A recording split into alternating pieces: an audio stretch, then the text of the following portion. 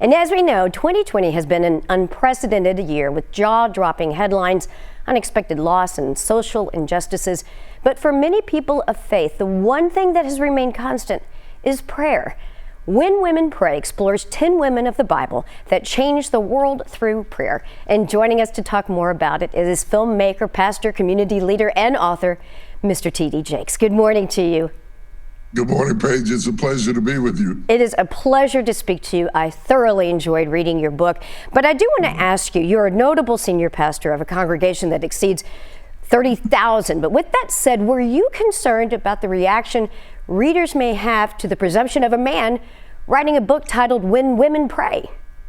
I think they're kind of used to me now. About for the last 30, I'm out of the box. 30 years ago, I started a Sunday school class called Woman Thou Art Loose that ended up in the Georgia Dome with 100,000 women. And I think they've kind of gotten used to the relationship and the nuances and the respect and the undergirding that I have provided for the female community. And so this is a long line of an ongoing conversation. I wrote Daddy Loves His Girls. I wrote Woman Thou Art Loose, which was my first premier inaugural book that sold 7 million copies. So it's just a continuation of that conversation at a critical time in our nation's history. Yes, I agree. And although you say that there have been many great men of prayer, it is women who in general have carried the lion's share of the load. And I was moved particularly by this quote, and I'm going to read it to you. While men of old cut timbers and tilled ground to build our homesteads and cities, it was largely the prayers of women that established the spiritual sanctuary of our families. Can you elaborate on that? Well, I guess I'm influenced by, I had a praying grandmother. I'm only here today because of my mother's prayers, my wife, and now my daughters. And I've seen them pray families through tough times. And a lot of us wouldn't be where we were today if it were not for praying women. In the book, I try to get us back to that landmark of praying like your grandmother and dreaming like your daughter. Get the dreams of a contemporary opportunities that your grandmother would have never thought of, but the prayer life of your grandmother that made her able to sustain the vicissitudes of life. Well, your book highlights 10 prayer-filled women from the Bible, and I want to talk specifically about Mary and how you were able to apply the fears that she must have felt to the pandemic that we are all experiencing. So when referring to the pandemic specifically, you say this: when you are surrounded by darkness that threatens to overwhelm your very soul, your only hope is prayer. Your only source of relief is to remember that darkness is never stronger than light, and you have access to the light when you turn to Him in prayer. Why do you feel prayer is so important for empowering ourselves to emerge from a crisis? Well, we're going through such a terrible crisis right now, a collision, as it were, of the pandemic and social justice, civil unrest, political upheaval. After a while, you just your soul gets bruised.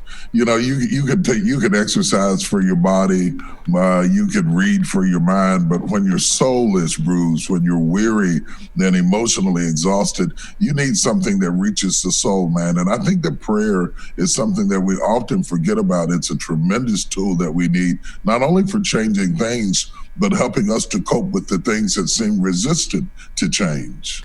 Also, you mentioned the fact that this is the perfect time to read a book like this and that America is grieving. What did you mean by that? Oh, I mean a lot by that. It's hard to unpack that in a few minutes. I think we're grieving 200,000 people are dead, number one. We're grieving the vulnerability of the fact that we have this disease that has affected millions of people in this country, that's lingering in this country, the kind of thing that causes us, we're grieving the ideals that we had, the way we used to live. Where did it go? Shut up in houses, funerals and separation, isolation all around the country, bickering all over social media. We're grieving peace and tranquility and brotherhood and patriotism. And I think those things are important because one of the signs of grief is to be not only depressed, but also to be in denial. And we've been in denial. And then we go into anger, and we've been angry. And we have all of the trademarks of somebody who is grieving. And I think our country is grieving because we're worried. All right. And we are coming up on the end of this unprecedented year. What is your advice to those who are watching that may need some encouragement this morning? Keep the faith. We've been through some tough times before, some horrific times before. We've read about them. And so when you read about something, you have a tendency to trivialize it. When you experience it, it becomes real. If our forefathers, our founding fathers, our ancestors have survived all of the traumas and tragedies and pandemics and slavery and all the things, Civil War and Jim Crow and everything that we've been through, we'll get through this and hopefully come out better on the other side. Well, one other quick thing. Also, I had the privilege of interviewing your wonderful wife, Miss Sarita. That interview will air on Monday. But something you wrote here about Sarita that I want to make sure is also included in this interview is this. You said, and what can I say about my wife, Sarita? She is my true partner in ministry and in life, yet I'm frequently in awe of the ease in which she steps into God's presence and the power of her prayers. How much did she inspire you when writing this book? Oh, my wife is amazing.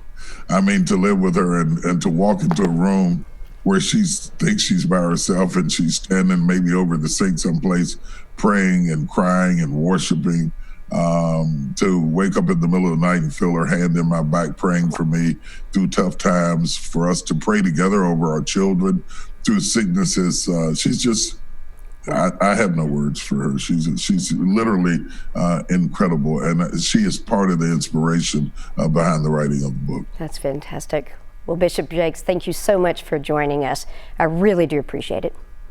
Thanks for having me. Oh, by the way, yes. Paige, the book is already out. She said it's coming out. It's out today, yes. Wherever books go. Yes, okay. In fact, I was just about to say that. So When Women Praise, now available on all book platforms. And I also, as I mentioned, had an opportunity to speak with Sarita Jakes.